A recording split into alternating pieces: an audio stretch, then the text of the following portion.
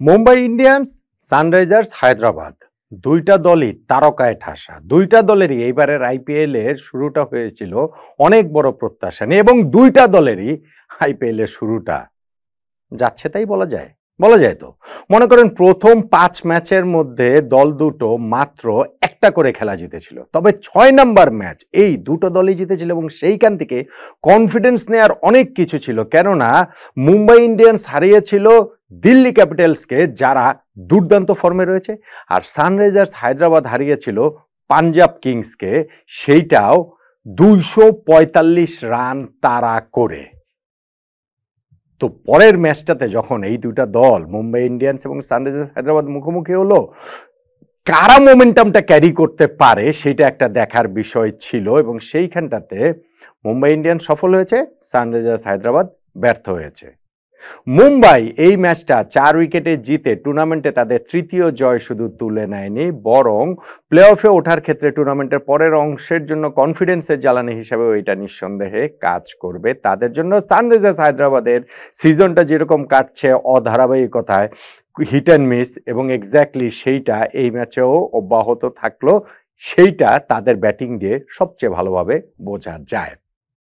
ম্যাচটাতে Mumbai Indians যে জিতে গেল, সানরাইজার্স হায়দ্রাবাদ হেরে গেল, সেইখানটাতে টার্নিং পয়েন্ট কোনটা আমাদের আলোচনা তো সেখানটা নেই। দেখুন, সানরাইজার্স হায়দ্রাবাদ আগের ম্যাচে 245 রান তাড়া করে জিতে গিয়েছে। এই ম্যাচে সেই দলটা 162 রানে বেশি করতে পারে না। মানে দলটা কিরকম অধারাবাহিক সেটা দেখুন। ইনফ্যাক্ট যখন আমি দেখছিলাম যে ওইখানে একটা টুইট করেছিলেন, টুইটটা তো এখনো যে এক্স, ওইখানটাতে হচ্ছে গিয়ে একটা পোস্ট করেছিলেন ডেল স্টেইন যখন ফার্স্ট উইকেট পড়লো যে নো 300 টুডে আনফর্চুনেটলি, মানে আজকে 300 হচ্ছে না। যে উইকেটে খেলা হয়েছে মুম্বাই সেটা আসলে টিপিক্যাল মুম্বাই উইকেট না, এইখানটাতে হচ্ছে গিয়ে ব্যাপক রান যে ছিল তা নয়, অনেকটা স্লো উইকেট, 300 হয়তো হতো না, কিন্তু তাই বলে 200 হবে না। তাই বলে ওইরকম একটা ওপেনিং পার্টনারশিপ পেয়ে যাওয়ার পরেও পাওয়ার প্লেতে ট্রাভিস হেড দুইজনই টিকে যাবার পরেও 200 পর্যন্ত তারা যেতে পারবে না। হ্যাঁ, অভিষেক শর্মা বলুন কিংবা ট্রাভিস হেড বলুন, দুইজনের কেউই যে খুব ফ্লুয়েন্ট ছিলেন তা নয়। প্রথম ওভারেই দুইজন চান্স দিয়েছিলেন, ফার্স্ট বলটাতেই তো অভিষেক ওইখানে স্লিপে ক্যাচ হতে হতে বেঁচে গিয়েছেন।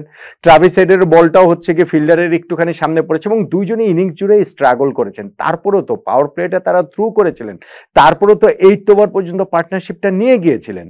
যখন অভিষেক আউট হয়ে গেলেন 40 রান করে 28 বলে, তারপরেও কিন্তু আপনি যদি দেখেন যে প্রথম 8 ওভারে তারা 65 রান তুলেছে 1 উইকেট হারিয়ে, কিন্তু নেক্সট 9 ওভারে তারা 50 রান মাত্র তুলেছে আরো 3টা উইকেট হারিয়ে। সো এই জায়গাটাতে সানরাইজার্স হায়দ্রাবাদ আসলে অনেকখানি পিছিয়ে যায়, ফলে লাস্ট 3 ওভারে গিয়ে তারা যে 47 রান আবার তুলেছে, মানে তাদের ইনিংসে স্পষ্ট 3টা ভাগ। প্রথম 8 ওভারে 1 উইকেট হারিয়ে 65, মাঝখানের 9 ওভারে 3 উইকেট হারিয়ে 50, শেষ 3 ওভারটাতে তারা 1 উইকেট হারিয়ে 47 করেছে। ফলে ওই যে একটা দীর্ঘ সময় জুড়ে তারা যে স্ট্রাগল করেছে, তারা যে ওইখানে রান রেটটা বাড়াতে পারেনি, সেইটাই যে শেষ পর্যন্ত গিয়ে তাদের জন্য কস্টলি হয়ে গেল। অভিষেক শর্মার কথা বলছিলাম, ট্রাভিস হেড তো যে নিয়ার চান্সের কথা কি বলবো, তিনি তো একবার আউট হয়ে প্যাভিলিয়নেই ফিরে যাচ্ছিলেন যখন তার 24 রান, কিন্তু দেখা গেল হার্দিক পান্ডিয়ার ওই বলটা নো বল ছিল, তিনি সুযোগ পেলেন, কিন্তু সুযোগ পাওয়ার পরে কি করেছেন, 24-এর সঙ্গে আর মাত্র 4টা রান অ্যাড করতে পেরেছেন, এর চেয়ে বেশি তিনি কিছু করতে পারেননি। শেষ 3 ওভারে গিয়ে হাইন্ডিক ক্লাসেন, অনিকেত ভার্মা, তারা প্যাট কামিন্সও একটা শট খেলেছিলেন, তারা কিছু রান বাড়িয়েছেন বটে। শেষ 3 ওভারে 47 রান, ভালোই রান, অনেক রান, কিন্তু মাঝখানের সময়গুলোতে তারা যে স্ট্রাগল করেছে সেইটার মূল্যই আসলে তাদেরকে চোকাতে হয়েছে, কেননা স্লো উইকেট হলেও 162 রান কি জয়ের জন্য যথেষ্ট হয় নাকি? যথেষ্ট হয়নি। মুম্বাই ইন্ডিয়ান্স তাদের ব্যাটিং এর শুরু থেকেই তাদের একটা পজিটিভ অ্যাপ্রোচ ছিল, সেটা আমরা যেমন বলতে পারি, রোহিত শর্মার জন্য ছিল সেটা আমরা বলতে পারি। টুর্নামেন্টে রোহিত শর্মা এখন পর্যন্ত কোনো সিগনিফিকেন্ট স্কোর নেই, ইনফ্যাক্ট আজকেও তিনি 16 বলে 26 রান করলেন, এইটাই এইবারের আইপিএলে তার হাইয়েস্ট স্কোর, কিন্তু সেই স্টার্টটাকেও তিনি বড় স্কোরে রূপ দিতে পারলেন না, তিনি আউট হয়ে গিয়েছেন। রায়ান রিকালটন একবার আউট হয়ে গিয়েও নো বলের কারণে বেঁচে গেছেন, তারপরেও 31 রানে বেশি করতে পারেননি। তবে তাদের ইনিংসটা তারা এগিয়েছে, তাদের ইনিংসটা পেস যেভাবে এগিয়েছে যে একেবারে জয়ের পথেই ছিল মুম্বাই ইন্ডিয়ান্স। আপনি যদি সেটা পাওয়ার প্লের কথা বলেন, কিংবা ধরেন 1 উইকেটে 55 ছিল, কিংবা ধরেন হচ্ছে গিয়ে তাদের 12 ওভার শেষে স্কোর দেখেন 117 2 উইকেটে, তখন শেষ 8 ওভারে মানে 48 বলে তাদের 46 রান দরকার। হ্যাঁ, শেষে গিয়ে ওইখানটাতে এরপরে আউট হয়েছেন সুরিয়া, আউট হয়েছেন উইল জ্যাক্স, আউট হয়েছেন 26 রান 36 রানে। শেষে গিয়ে যখন স্কোরটা সমান হয়ে যায় তখন 2 উইকেট আরো পড়ে গিয়েছে, হার্দিক পান্ডিয়া, নামান্দিরা আউট হয়েছেন, কিন্তু কিন্তু জয়টা কোনো সময়ই মুম্বাই ইন্ডিয়ান্সের প্রশ্নের মুখে ফেলতে পারেনি সানরাইজার্স হায়দ্রাবাদের বোলাররা, ফিল্ডাররা, কেননা তাদের ব্যাটসম্যানরাই তাদের আসলে আগেই ডুবিয়ে রেখেছেন।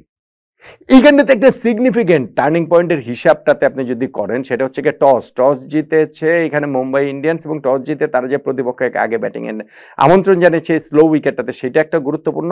তবে রানটা বড্ড কম হয়ে গিয়েছিল আমার কাছে, তাই সবকিছু ছাপিয়ে এই ম্যাচে মুম্বাই ইন্ডিয়ান্সের 7 নম্বর ম্যাচে 3 নম্বর জয়, আর 7 নম্বর ম্যাচে 5 নম্বর পরাজয় যে সানরাইজার্স হায়দ্রাবাদের, সেইখানটাতে টার্নিং পয়েন্ট হচ্ছে গিয়ে তাদের ব্যাটসম্যানরা, তাদের ব্যাটিংটা। এইটা আসলে মানে ওই গিয়ারটা পিক করতে করতে তারা অনেক সময় লেগে গিয়েছে। শুরুতে চান্স পেয়েও সেটা যেমন তারা কাজে লাগাতে পারেনি ট্রাভিস হেড কিংবা অভিষেক শর্মারা, ঠিক তেমনি মাঝখানের ওই ফেজটাতেও স্পেশালি ধরেন আপনার হাইনরিক ক্লাসেন, তিনি ওই এক্সেলারেটটা করতে পারেনি। এক্সেলারেট করতে করতে অনেকটা সময় যে লেগে গিয়েছে, সেইখানটাতেই তারা আসলে ম্যাচ থেকে পিছিয়ে গিয়েছে। অন্তত পক্ষে আসলে আরো 20-30টা রান যদি তারা করতে পারতেন, তাহলে হয়তো বা ম্যাচটা আর একটু জমলেও জমতে পারত। সানরাইজার্স হায়দ্রাবাদের ব্যাটসম্যান, ব্যাটিং লাইন আপ, যারা গত ম্যাচে 245 চেস করেছে, তারা যে এই ম্যাচে 162-র বেশি করতে পারলো না, এবং সেইটাতে ইনিংসটা যে তারা গিয়ারটা কখনোই আর বাড়াতে পারেনি, এইটাকে আমার কাছে টার্নিং পয়েন্ট বলে মনে হচ্ছে। একমত হবেন কি?